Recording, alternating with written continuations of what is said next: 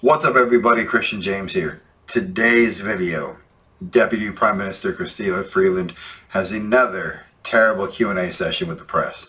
So I covered 2 weeks ago an interview she had, if I'm not mistaken, with City TV or CTV. Well, now she's on C-SPAN and they're doing a press conference in regards to a housing development in Toronto where part of it's geared to income government housing. I think it was 600 units and roughly another 1,800 units in that area are regular rent. So that's the first 24, 25 minutes of the press conference. I'm not going to cover that. I'm going to cover purely the Q&A portion. If you want to watch the whole thing, I will put it down in the description down there. But essentially what I said is the gist of it.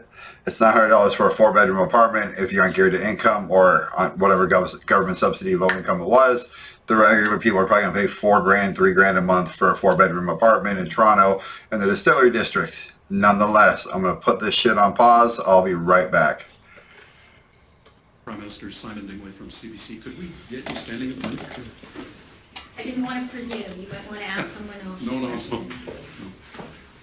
Deputy Prime Minister, documents obtained by Canadian press show your government was warned that housing construction had not kept up with population growth, largely because of Canada's immigration targets. Why did your government not heed that warning and lower immigration levels? Thank you for the question, Simon. And let me say this.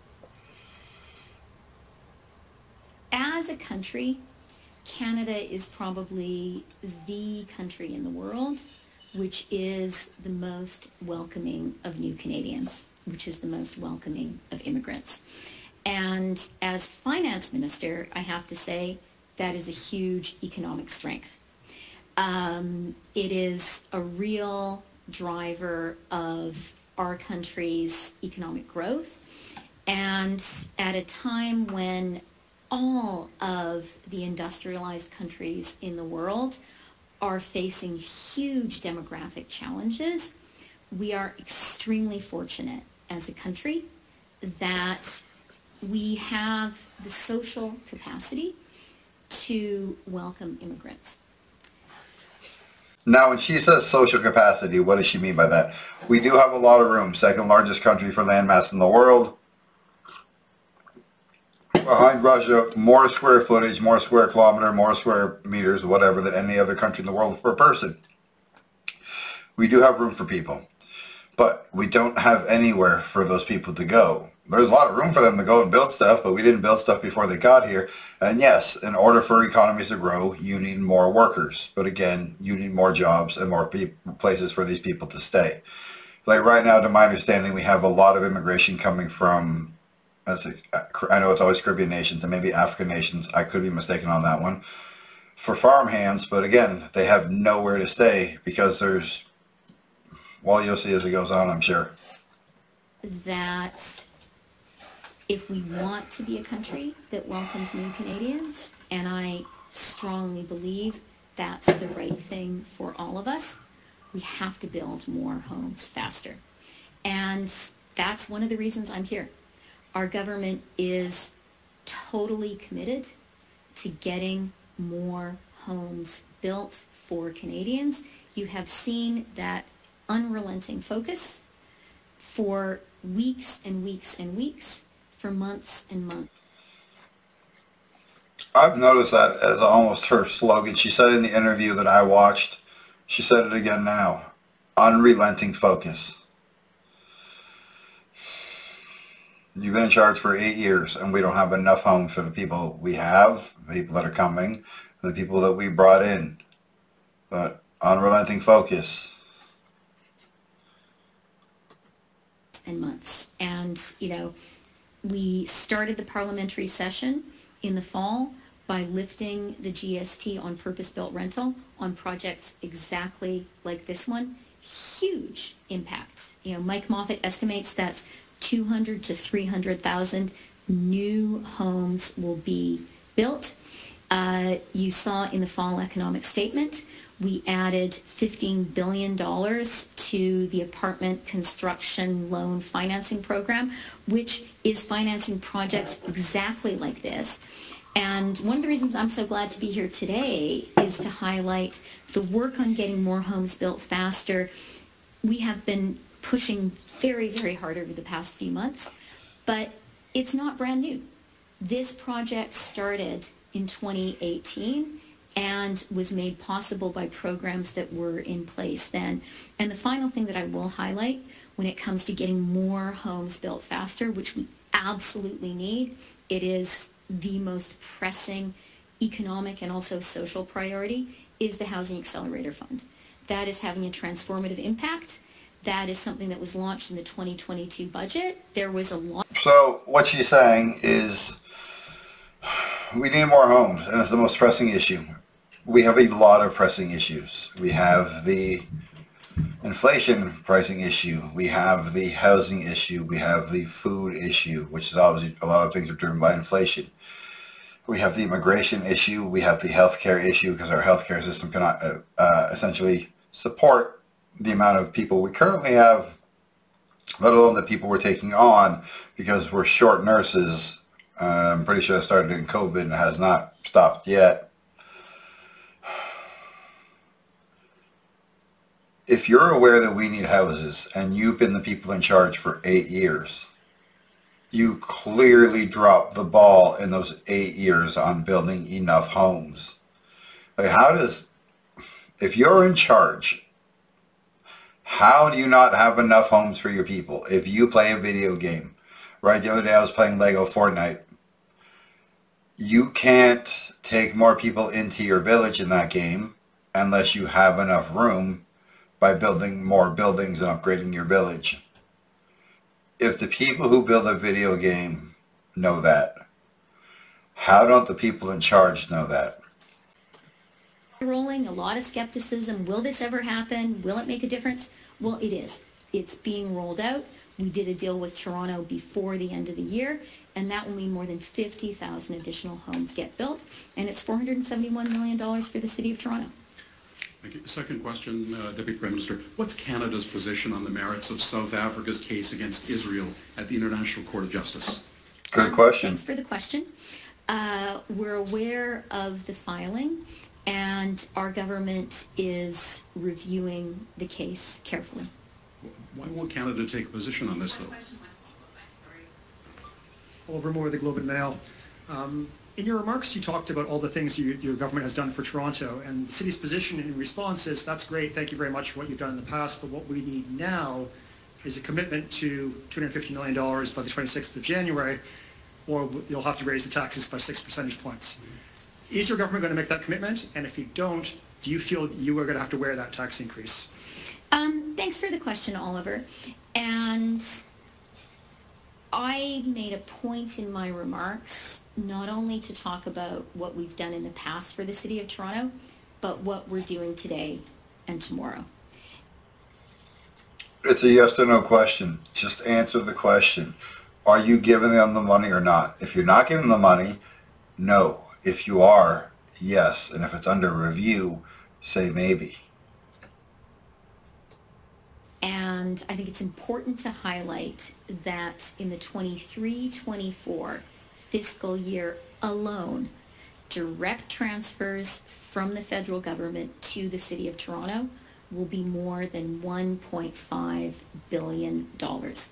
It is a lot of money, and it is particularly a significant sum when you look at it in historical context. And the historical context is that when we formed government in 2015, 2016, the level of direct federal support for the city was just $200 million. So we are... Don't bring 2015, 2016 into this. Are you giving them the money, yes or no? Government that 100% believes in supporting cities. We are a government that 100% recognizes how important Toronto is as a city, as a community, as a great place where we all live, and also, frankly, as an economic engine of Ontario and Canada.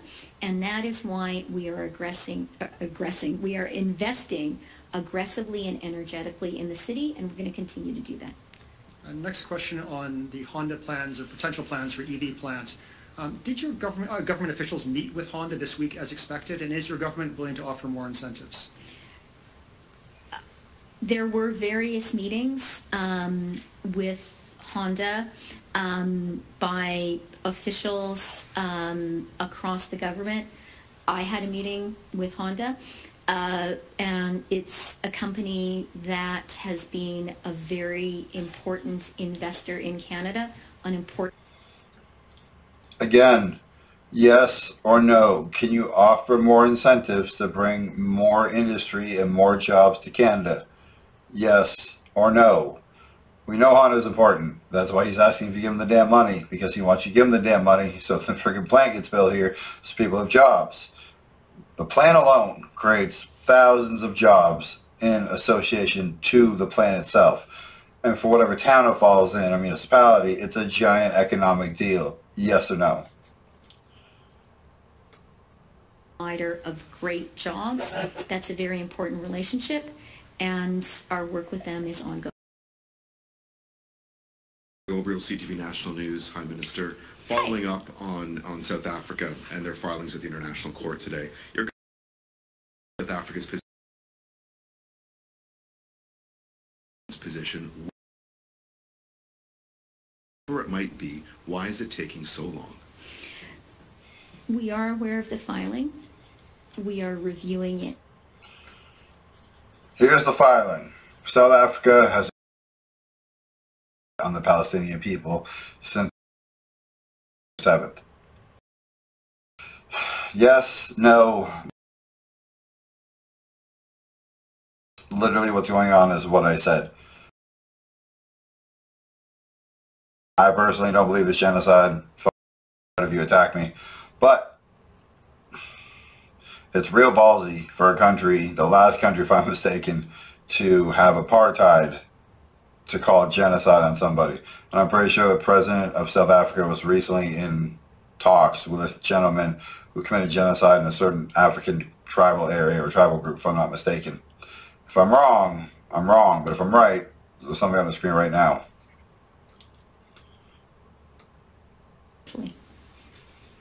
That's the same answer you gave, Minister, with all due respect. Can we? Because that's the truth. That's the position. Question, please. It's one question, one follow-up. Yeah, I didn't have a follow-up. There wasn't a follow-up yet, so I'll ask it now. Thank you. Today, a recent poll by Abacus Data suggests that the Liberal government is falling further out of favor with Canadians. If there was an election held today, the poll suggests that 41% of Canadians would vote for the Conservative government, 24% for your government. Why do you believe that your government continues to fall further out of favor with Canadians, and what work do you believe needs to be done? Really, thank you for that question, because I wake up every single morning. I know Marcy wakes up every single morning also, thinking about the challenges Canadians face right now and thinking about how we can work. But you wouldn't have to wake up every morning and think about that if you didn't mess everything up in the first place.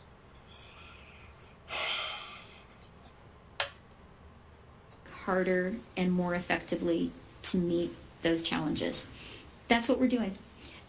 From my perspective, the single biggest challenge Canadians are facing right now is housing.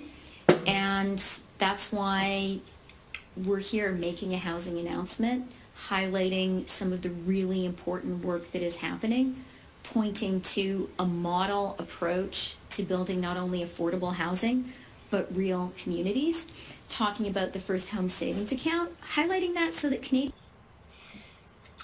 I don't like when they do that, talking about building communities. You can't artificially create a community by making an apartment building or a complex. A community is people who come together, who have a shared bond, a shared interest, a shared obstacle in their life, a shared camaraderie, whatever. You can't just make people a community because you make a bunch of apartments next to each other in the distillery district or anywhere in the world and say, hey, you're now a community because we put you all in one giant area. Canadians know That's a really effective way to save for that first home of your own.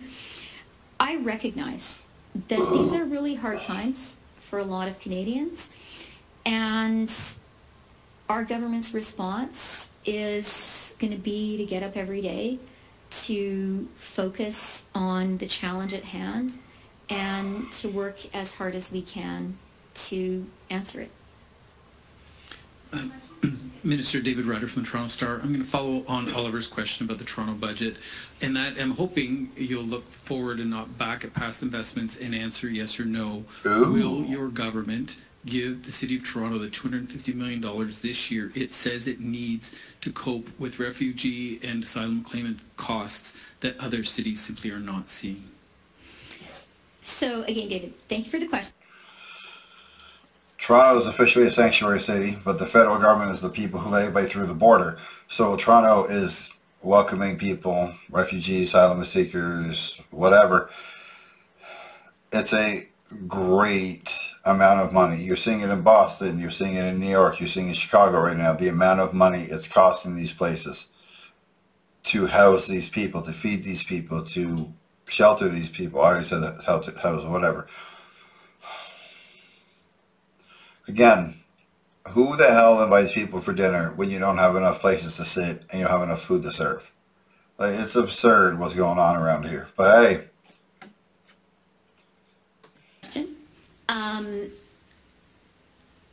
I, in my sort of initial remarks and in my answer, was also looking to the investments we're providing right now.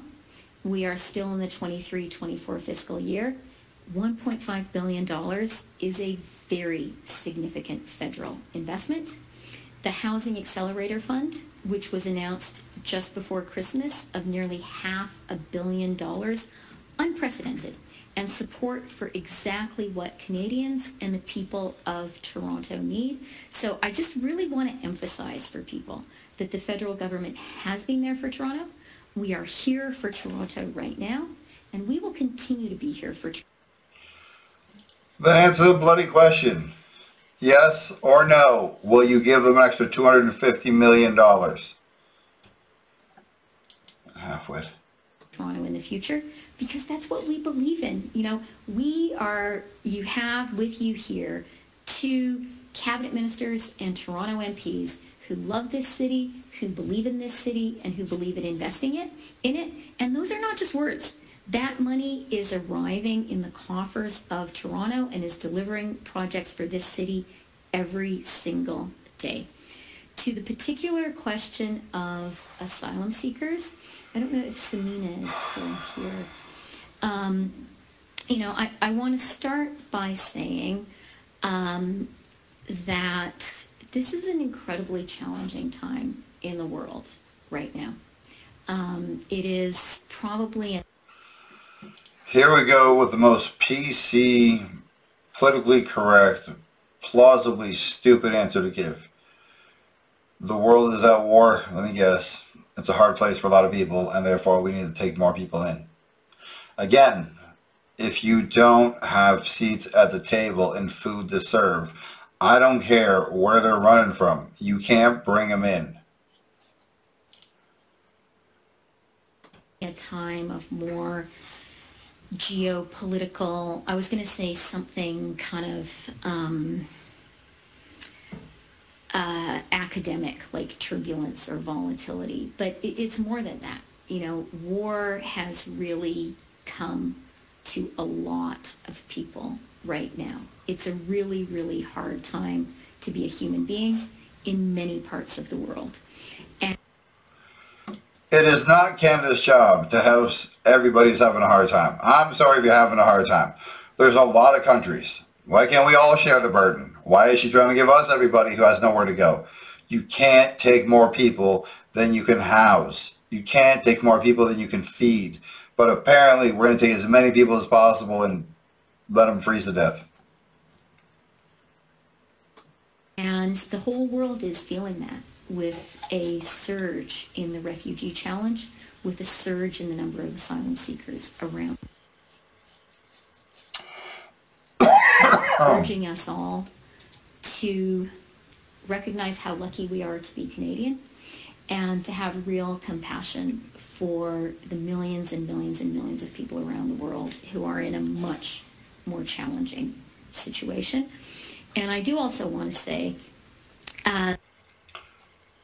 is she trying to pass the buck by saying, yeah, we mess up a lot, but it's still not terrible. Therefore, look at everybody else that has it worse. Okay, so you serve me dog food, but at least it's not dog shit. Is that what you're trying to say? that, I can't name a country in the world that is more welcoming of refugees, thanks to the work of people like Samina and her organization, than Canada. That's the right thing to do, and we should be glad that we're a country that is able to do that. You said in your question that the challenge of asylum seekers is particularly acute for Toronto. I think that's a really good point. The $1.5 billion that I mentioned that we are providing this year to the City of Toronto includes stepped up support for asylum seekers, and we continue to work with the city on that issue. Just to follow that, I was talking with a municipal finance expert, probably the best one in Canada, who, talking about the city's predicament, said the federal government controls which people come from other countries. It can guide them to places. It is not in any way a city responsibility, yet all those shelter costs, specifically shelter costs, fall on the City of Toronto. And why would that be? So I'll ask you, why would those costs fall on the City of Toronto, and why not on your government? Here's the thing about Canada, and I said it earlier, it's the second largest nation in the world. We have a lot of room. You have Manitoba, which is the province immediately to the west, followed by Saskatchewan, Alberta, BC, and then you go up. You have Northwest Territories, the Yukon, Nunavut, whatever else they're called up there, and then you have the East Coast with 4 mini provinces. You don't have to just go to Ontario, people. More than 43% of the population, I was almost like 45 out of every 100 Canadians live in Ontario. Send them somewhere else. We're full. In recognition of the asylum challenge, that $1.5 billion that the city is receiving in this fiscal year includes major stepped up support for asylum seekers. That was announced over the summer.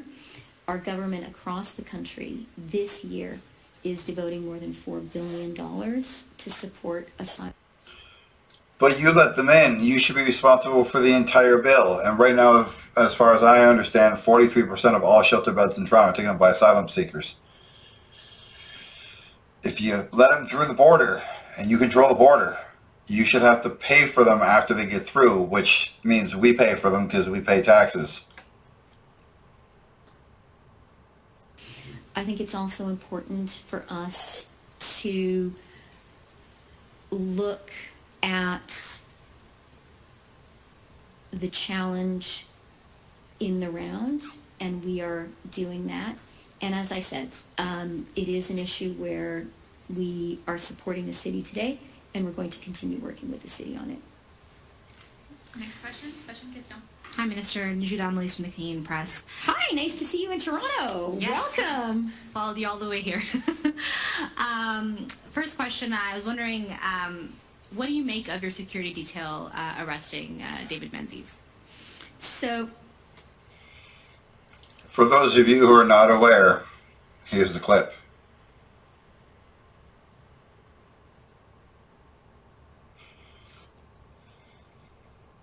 Now you've seen the clip, let's see her genius answer.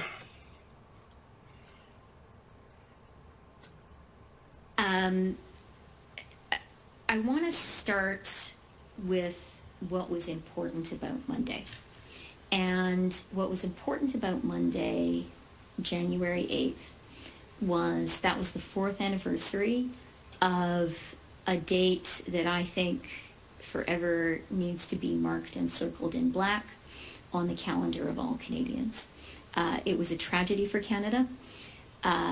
Canadians were criminally murdered, and I want to say to... How? So you get murdered? Like legally murdered? Of the people who were murdered, that Canada remembers, Canada will not forget. And I have no idea what the hell she's talking I was about. in Richmond Hill. Marcy was there too, to show that this is a Canadian tragedy, that Canada remembers and Canada will not forget. On the incident, as you guys know very well, Canada is a rule of law country. Canada is a democracy. Operational decisions about law enforcement are taken by the police of jurisdiction. Quite appropriately, political elected officials have no role in the taking of those decisions, and that's why I don't have any further comment. On immigration and housing, your government talks a lot about increasing housing supply, but obviously you know that takes time. So I'm wondering, what about demand? Do you believe that tempering demand by tempering migration flows into the country could be part of the solution to the housing crisis? Have you noticed how I'm pretty sure every person asked about immigration? We're letting in too many people too fast. Last year we increased our population by 400,000. I think it was like 4%, or like 1.3-ish million people.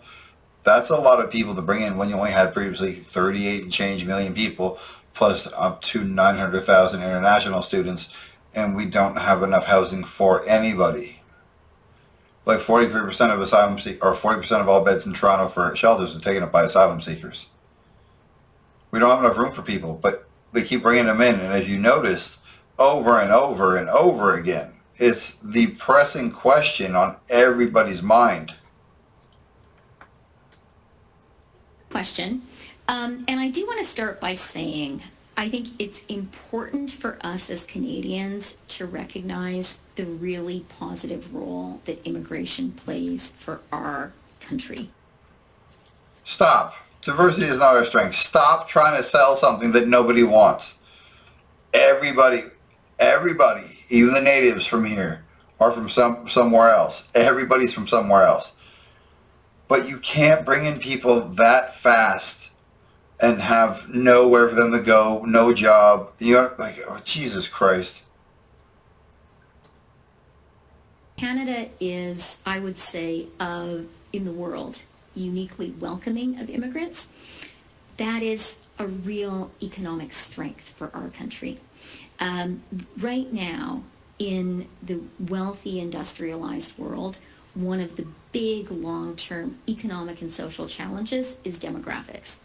Thanks to the fact that we're a country that it knows how to welcome immigrants, that is a challenge that Canada is uniquely positioned to meet. And I think it's important for us to recognize that and really realize what a fundamental economic and social strength of our country that is. Having said that, you are absolutely right that for immigration to work as a Canadian economic strategy, we have to be sure that housing supply keeps up, and that is what our government is absolutely focused on doing. And I think 8 years after you got in charge, you're focused on housing. 8 years. Fucking idiot. we do have to be sure that our immigration system is working as intended. You will have heard my colleague Mark Miller talk about international students and talk about the work that he is doing to be absolutely certain that when people come here as a student, they are coming to a school that is really going to educate them, and that they're coming to a school that is ensuring that there is housing in place for them.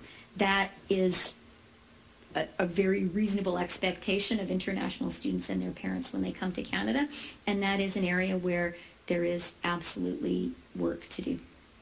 All right, so we saw her get pressed on immigration. We saw her spin every answer. The whole press conference took 10 minutes. If she would have said yes, no, under review, maybe, I'm not sure, we'll get back to you, ask me at the next press conference, yada, yada, yada. Yeah. We're letting in too many people. Houses are too expensive. I don't know, people. They're going to hell in a handbasket. But, you know, it's minus 16 outside. So, hell in a frozen handbasket, I guess. Nonetheless, another terrible press conference from Chrystia Freeland. Hope you guys enjoyed the interview. Or hope you guys enjoyed the video, sorry. Like, comment, subscribe. Tell me I'm right. Tell me I'm wrong. Tell me what the hell you want. I'm out.